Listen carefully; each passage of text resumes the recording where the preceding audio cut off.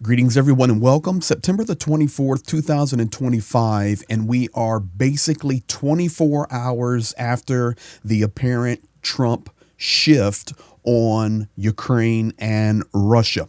We are going to look at it closely over the next 7 or 8 minutes because the Kremlin has officially responded through Dmitry Peskov. We've also got statements from Medvedev. We've got statements from Hungary, Peter Pavel, and a closer look at Trump's statement makes it very apparent what is going to happen. Thank you for being here. Thank you for sharing, liking, and commenting. This is facts only, the best that I can possibly pull together, and this is why there's been a delay. I wanted to see the statements from the Kremlin. Let's jump right in. Basically, we know that yesterday, Donald Trump saying, "You are a paper tiger, Russia," and there's a bear image.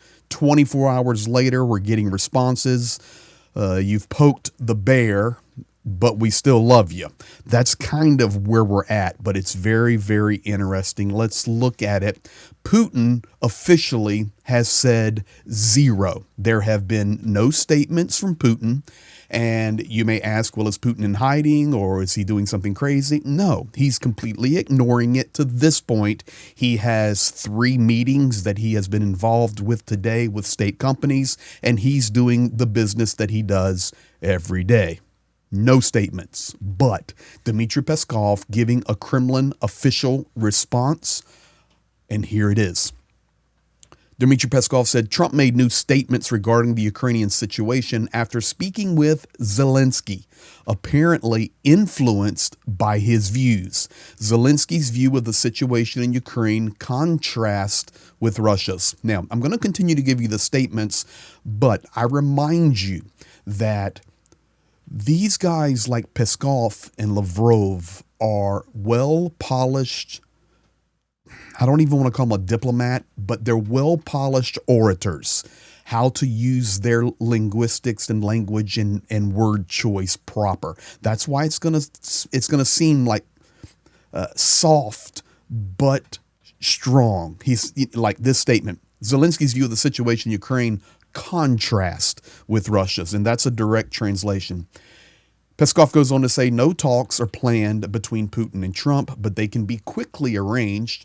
Putin highly values Trump's willingness to seek solutions. And of course, that's not what we heard yesterday, but that is what they're stating today. Putin remains ready to meet with Zelensky, but without preparation, it will be a PR stunt, which is doomed to fail.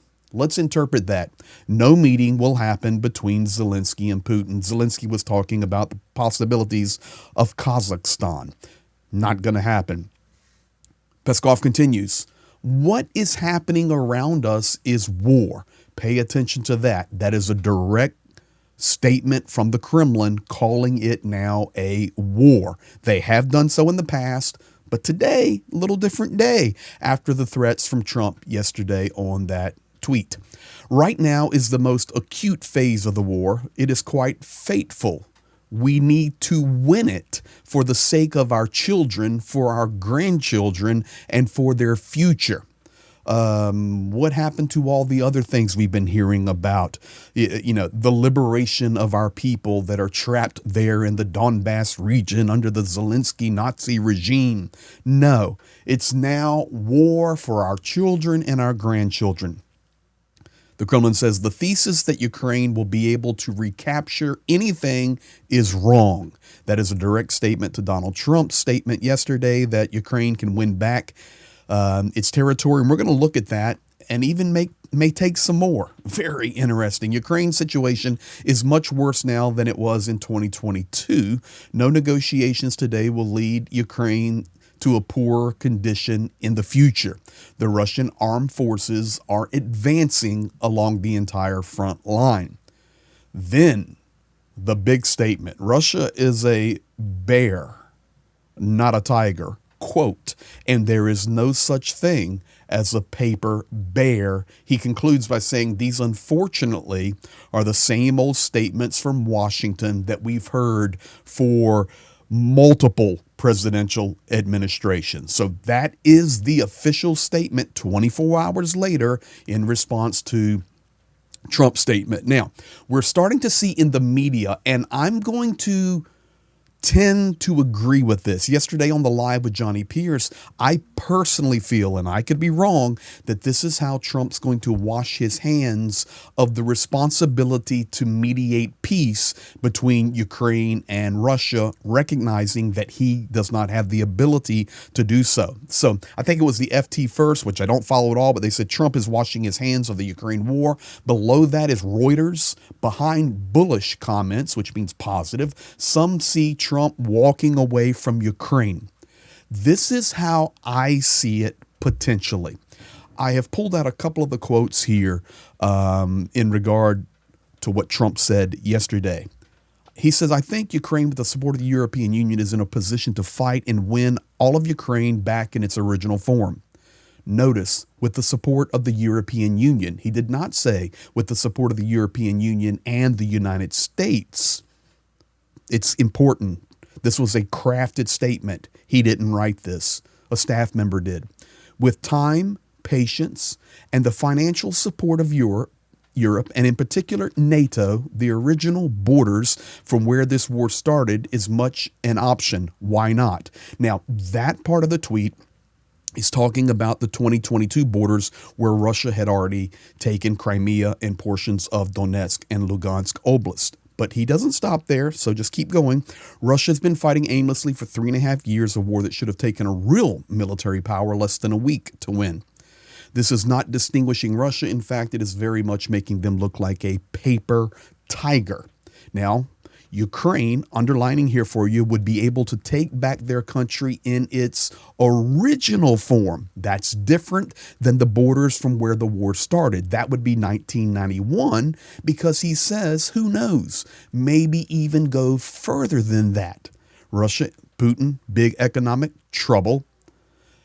I mean, that is actually referring to taking Russian territory now.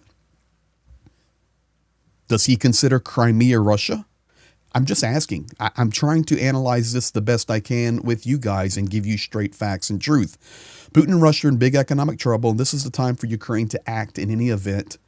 I wish both countries well. For me, as an American who works in Ukraine, I wish you good luck washing my hands. We will continue to supply weapons to NATO, for NATO to do what they want with them, and then good luck to all. Sayonara, I'm checking out as the mediator. That's where I stand on this today. We will see how it unfolds. Medvedev making a statement. He says, Trump has once again ended up in an alternative reality and delivered a fresh batch of political incantations on the theme of how weak Russia is. Trump is not like that. I have no doubt he will be back. He always comes back. Probably in a couple of days, he will suggest to the green pianist to sign a capitulation. Thank you for your attention to this subject. Yeah, Russia saying, listen, Trump is the king of taco. He will flip-flop. Just wait. He'll flip-flop again. I'm not sure about it this time, Medvedev. I don't think that it's Trump being strong. U.S. is coming in and we're going to smash you. I think he's washing his hands of this and will just sell weapons, even as Carolyn Levitt said on the news, and the United States will profit from this bloody war. Hungary. Trump yesterday saying that he may have to call Orban, put the pressure on him. And I think, Orban likes me and he'll stop, buying Russian oil. This is the foreign minister, Szijjártó.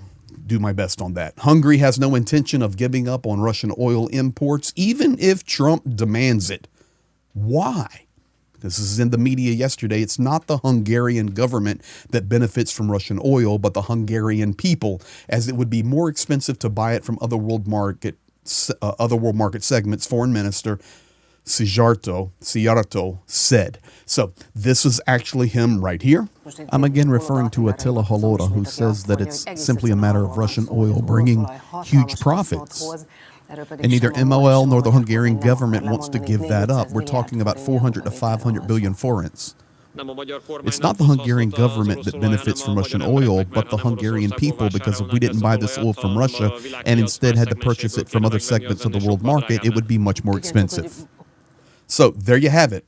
We're going to continue. So we'll see what unfolds from that. There's also some rhetoric coming out of China today that they also will continue their partnerships and cooperation and purchases with Russia and saying, listen, whatever you're doing over there doesn't affect us. We're on the other side of the planet with different relationships. So we'll see what unfolds from that. And finally, Peter Pavel today making a statement at the United Nations. It is very simple. Russia must not win, and this is why. If Russia wins this unjust war, it will legitimize the triumph of brute force. That's it. It will legitimize the triumph of brute force, and we cannot allow that to happen for global stability. So that's where we're at. I waited to get the exact response from the Kremlin. We have it. We'll keep you updated on what unfolds next. I can tell you that Lavrov and Rubio are meeting this afternoon, and we will see what unfolds from that. You guys be blessed. We'll be back at you soon.